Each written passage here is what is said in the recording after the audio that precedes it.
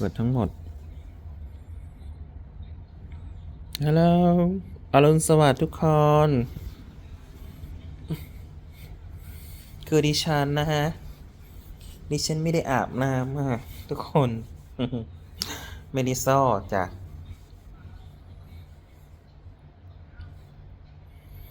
ฉันไม่ได้อาบน้ำเธอนิสัยของฉันก็เป็นแบบนี้แหละอืมเวลาเหนื่อยๆเพลียๆมาฉันก็ไม่ได้อาบฉันก็นอนเลยฮะนอนไปเลยจ้าเมื่อคืนนี้ไม่ได้ซ่อนะฮะอืมอืมรับเซยเฮ้ยเป็นสิสอบออืม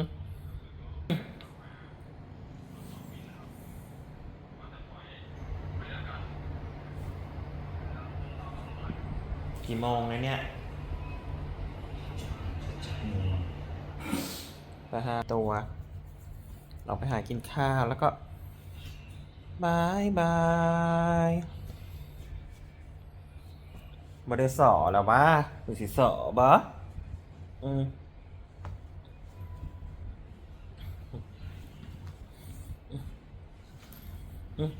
ไม่มีใครหอมฉันอยู่แล้วฉันก็เลย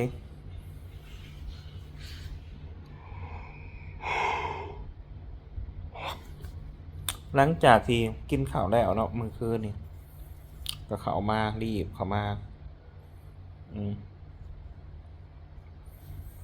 รีบเขามาหาห้องพักหาบ่อนนอนจากที่กินข้าวอยู่เรือนลูกไผ่ย่างเงิงบ้านลูกไผ่ย่างเงิงนะบ่หลายคนก็สิยังบ่เข้าใจเนาะก็สิยังงงแบบฟังแบบผ่านๆเดิมทีบ้านหลังนั้นน่ะบ่ได้มีคนอยู่พี่น้องบ่มีคนอยู่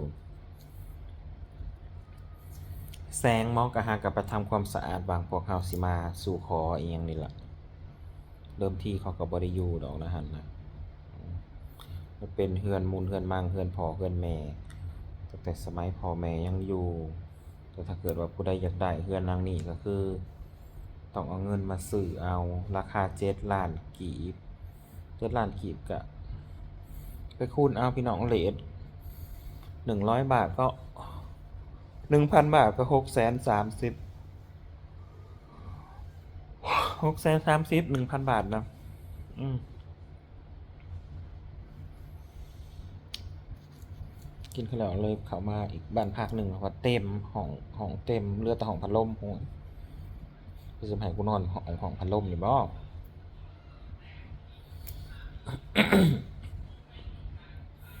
เฮาเป็นคนที่แบบว่าเฮาเป็นคนที่แบบว่าเอาเรื่องนอนเป็นใหญ่พี่น้องเรื่องนอนต้องมาก่อนสำหรับเฮานะเฮาอาจสิบ่คือบ้านคือเมืองอาจสิบ่คือคนอื่นข้อยอาจสิบ่คือคนอื่นพี่น้องข้อยน่ะเอาเรื่องนอนเป็นใหญ่พี่น้องเอ้ยอืม ถ้านอนบ่อิ่มนี่สมองก็สิบ่สั่งงานขับรถมันก็สิหลับในมันก็สิง่วงมันก็สิเพลียมันสิเมื่อยแล้วเมื่อคืนนี่ก็คืนก่อนน่ะนอนบ่หลับนอนห้องเบอร์2นี่มานอนหม้องเก่าสรุปแล้วเนาะใครแต่มาทันห้องเหลือห้องว่างอยู่2ห้องพอดีก็เลยกลับมานอนหม้องเก่าอืม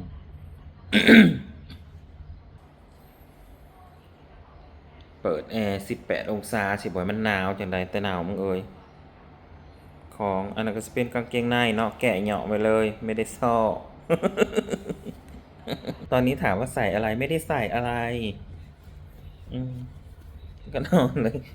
แกะเหยาะกางเกงในไปเลยอืมห้องนั้นคือมีโต๊ะว่ะห้องนี้เพิ่นบ่มีโต๊ะ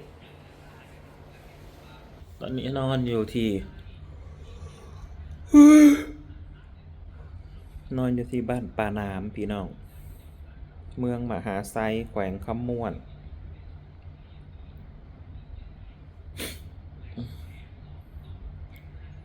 จนหนาวกะสิมื้อนี้กะสิอาบน้ำกินข้าวแล้วก็สิออกไปแล้วครับสิไปเข้าถ้ำนางแอ่นไปเบิ่งไปเที่ยวถ้ำนางแอ่นแล้วก็สิไปท่าฝรั่งแล้วก็สิตีรถออกกลับท่าแขกแล้วก็สิยิงยาวเลยบัดนี้โอ้ย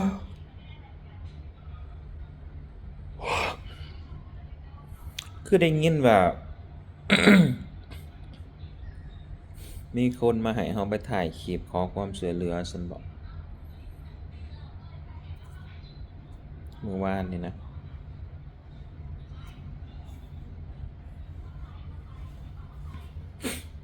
อยู่ในหมู่บ้านนั้นบ้านโพนนาดีอะว่าพื้นขอความช่วยเหลือกันเนาะซอกเฮามันก็เป็นแบบว่ามันบ่มีแล้วพี่น้องมันบ่มีผู้ใหญ่ใจดีที่สิมาช่วยเหลือแล้วเนาะอืมจริงๆแต่ขนาดผู้ที่เคยช่วยเหลือเคสต่างๆส่วนมากก็บ่เคยฝากอิหยังให้เฮาดอกมีแต่แบบว่ามาช่วยเหลือเคสทุกข์เคสยากนะเมื่อก่อนก็วันดีคืนดีก็บล็อกเฟซเฮาไปนำก็มีหั้นเดะมันก็เลยบ่มีก็คือย้อนแบบว่าเนี่ยมันบ่มีคนที่ช่วยเหลือหั้นแล้วเฮาก็เลยซื้อขนมซื้อน้ำไปแจกให้เด็กๆกินมื้อนั้นนะก็เป็นเงินของข้อยเองเนาะเมื่อก่อนน่ะข้อยถูกดราม่าสนั่นหวั่นไหวไอ้หยังก็ทำบุญทุนคนอื่นทำบุญทุนชาวบ้านโน่นนี่นั่นแม่นตอนนั้นมันมีทุนคนอื่นเฮาก็ใส่ทุนคนอื่นไป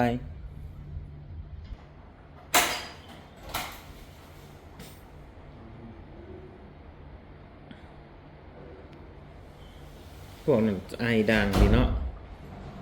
ของนั่นน่ะช่วงนั้นมีทุนคนอื่นหลายก็ใส่ทุนคนอื่นไปเนาะพี่น้องเนาะมันก็บางช่วงบางโอกาสเนาะก็บ่แม่นว่าเฮาสิบ่ได้ใส่ทุนของเฮาเลย แต่ถามว่าแคร์บ่คำเว้าของพวกนั้นบ่ได้สนใจฉันไม่ได้แคร์ฉันได้สอกับหัวพวกมันอีกเมื่อคืนนี่เนาะเพลียแฮงก็นอนหลับ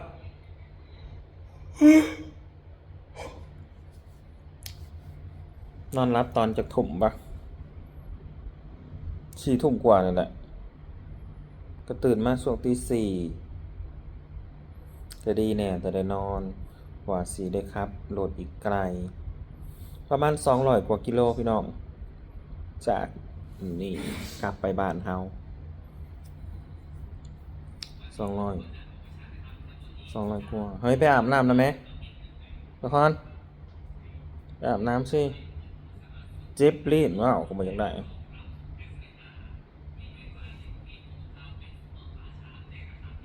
อืมโอ้ย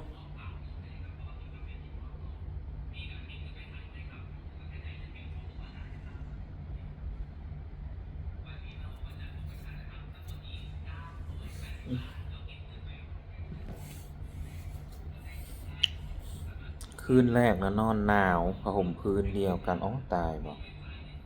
แทบจะไม่รอดนอนหนาวแล้วเปิดแอร์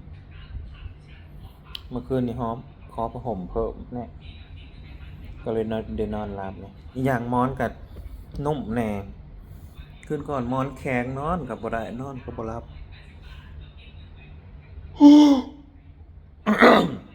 ช่วงเวลาแห่งความสุขกำลังจะหมดไปแล้วกำลังจะกลับเข้าสู่โหมดปกติแล้วจ้าบ้านในบ้านคิดฮอดเฮาพอแห้งแล้วนะพวกมาเที่ยวก็เป็นห่วงแต่บุญอยากเมื่อบุญจักสิม่วนพอสำใดการที่ออกมานอกสถานที่นะเฮาม่วนเฮามีความสุขมากกว่าหั้นนะสิเป็นบุญบ้านบุญงานหรืออิหยังก็ตามแต่แถวบ้านเฮาบ่อินแล้วเออไม่อินไม่สนุกไม่ม่วน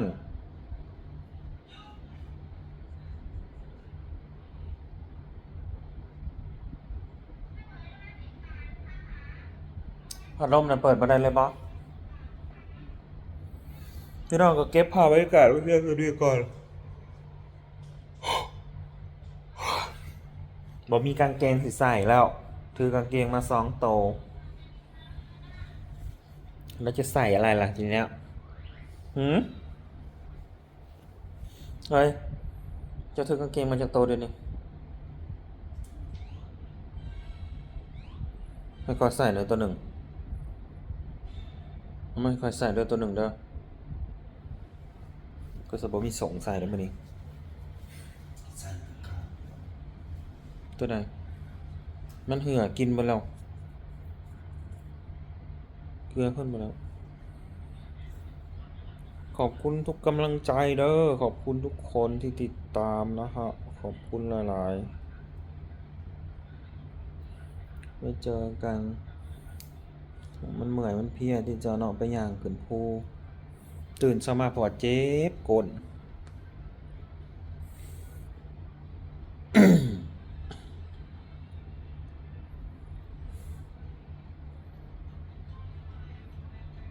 ก็บ่มีหยังสิเว้าแล้วพี่น้อง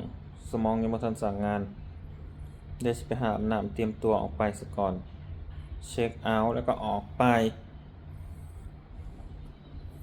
ออกไปหากินข้าวที่สำคัญต้องไปแลกเงินเพราะว่าเงินหมดแล้วเหลือเงินอะไรไปไหนสิไปเขาถามนั่งแอนบ่ได้เดี๋ยวนี้นะเงินหน่อยเดียวนึงเลย